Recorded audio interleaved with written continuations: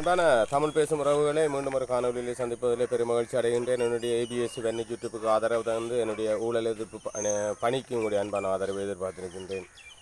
நடக்க போகின்ற உள்ளூராட்சி மன்ற தேர்தலும் வேட்பாளர்கள் எவ்வாறு தெரிவு செய்யப்பட வேண்டும் என்ற விடயத்தை நான் பலமுறை பலவிதமாக கூறிக்கொண்டு வருகின்றேன். அந்த வகையில் நேற்றைய தினம் வவுனியா நகரசபையுடைய 18 லட்சம் ரூபா ஊழல் ஒரு பகுதியான ஊழல் ஒன்று நாங்கள் ஆர்டிஐ மூலமாக தகவல் அறியும் சட்டத்தினூடாக பெறப்பட்ட தகவல் அடிப்படையிலே வவுனியா ரம்பைக்குளம் மயானத்திலே காணப்பட்ட அதுக்கண்டு ஒதுக்கப்பட்ட நிதி, வீதி புனரமைப்பு கண்டு ஒதுக்கப்பட்ட நிதி என்ன நடந்தது, வீதியை காணவில்லை, வடிவலுடைய கிணறு போல் ஆகிவிட்டது என்ற ஒரு செய்தியை நான் உங்களுக்கு அன்பாக சொல்லிக் கொண்டிருக்கின்றேன். தயவு செய்து அன்பான தமிழ் பேசும் உறவுகளை நீங்கள் ஒவ்வொருத்தருமே சிந்திக்க வேண்டும். நாங்கள் கடந்த காலங்களில் இந்த கட்சிகள் பார்த்து வாக்களித்ததுக்கு எங்களுக்கு கிடைக்கப்பட்ட பெருமானங்களே இவை. கடந்த காலங்களிலே பலர் இந்த கட்சிகளை பார்த்து வாக்களிப்பார்கள். அங்கே வேட்பாளர்களை பார்ப்பதில்லை, கட்சிகளை பார்த்து வாக்களித்து பலவிதமான ஊழல்களை அவர்கள் செய்து கொண்டிருக்கிறார்கள். ஆனால் அந்த ஊழல்கள் யாருக்கும் தெரியவில்லை.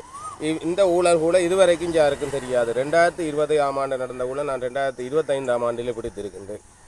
இது 2020ஆம் ஆண்டு நடந்தது. அதாவது 2019ஆம் ஆண்டு 12,70,70,000 நிதியும் 2019ஆம் ஆண்டு 12,70,70,000 நிதியும் 2000ஆம் ஆண்டு 17,90,000 நிதியும் இந்த மைதானத்துக்கு ஒதுக்கப்பட்டிருக்கின்றது. ஆனால் இந்த ஒதுக்கப்பட்ட நிதியில் எங்கு என்று சொன்னால் கேள்விக்குறியான இந்த மைதானத்துக்கு முன்னிலையில் நான் பேசிக்கொண்டிருக்கின்றேன்.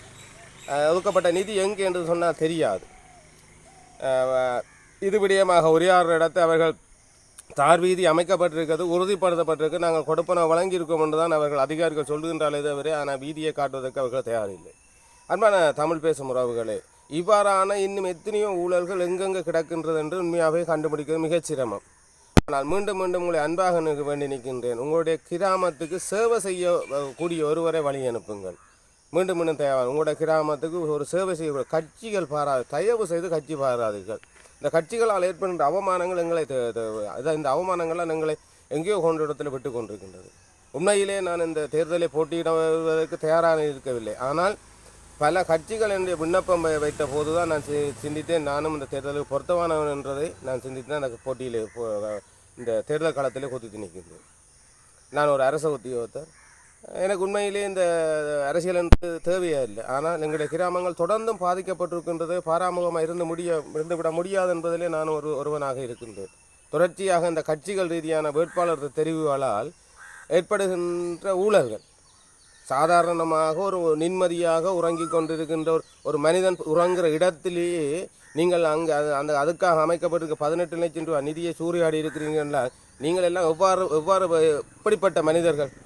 சற்று சிந்தியுங்கள் அன்பான தமிழ் பேசும் உறவுகள். இவர்களையா நாங்கள் மீண்டும் மீண்டும் திருப்பி மாநகர சபைக்கு அனுப்ப வேண்டும்? இந்த கட்சிகளையா நாங்கள் மீண்டும் மீண்டும் சேர்க்கும்? இந்த சாதாரணமான ஒரு ரம்பக்குளத்தில் இருக்க மயானத்தில் இருக்க நிதியை சூறையாடுகின்ற இனி உள்ளிருந்து பார்க்கும்போது தான் எவ்வளோ சுரண்டி இருக்காங்கன்னு தெரியாது. எத்தனையோ வேலை திட்டங்கள் நடைபெற்றிருக்கின்றன. இனி நாங்கள் அங்கு சென்று அல்லடி நாங்கள் எங்கள் ஆர்டிஎம் மூலம் தகவல்கள் சேகரிக்கப்பட்டு தான் நாங்கள் இந்த விடைக்கு வர வேண்டும். மிக கஷ்டமான விடயம். ஊழலை அழிப்பது மிக கஷ்டமான விடயம். ஆனால் இந்த இப்படிப்பட்டவர்களை நாங்கள் நிச்சயமாக வாழ வைப்போம்னு சொன்னால் உலகிலே தேச துரோகி என்றது எங்களை தான் சொல்ல முடியும்.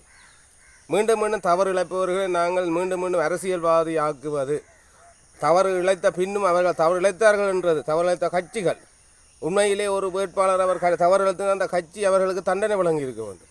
ஆனால் எந்த கட்சிகளுமே அதை செய்வதில்லை.